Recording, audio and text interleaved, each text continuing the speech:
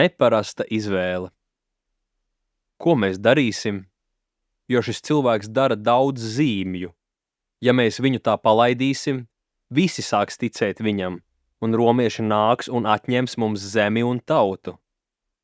Un viens starp viņiem, Kajafa, būdams tā gada augstais priesteris, sacīja viņiem: Jūs neko nesaprotat un neapsverat, ka mums ir labāk, ka viens cilvēks mirst, ja to prasa tautas labums, nekā kad visa tauta iet bojā.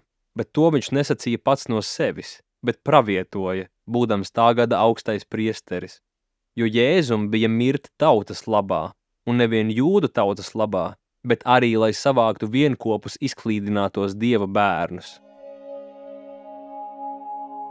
Šķiet tik dīvaini, ka Svētais Gars nolēma runāt ar Kajafas lūpām. Galu galā, tas taču bija priesteris, kura vainas dēļ Jēzus tika nogalināts. Kāpēc Dievam būtu jāpravieto ar tik ļauna cilvēka lūpām? Bet dīvainā veidā šis fakts kalpo arī kā mierinājums.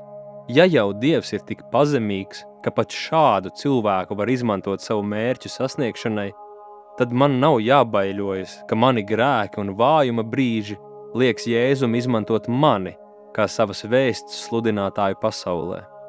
Arī tad, kad grēkoju, es varu lūgt piedošanu un turpināt dzīvot ar ticību, ka es esmu pestīts Jēzus ciešanu, nāves un augšām celšanās dēļ, un varu turpināt kalpot Jēzum kā patiess Dieva bērns.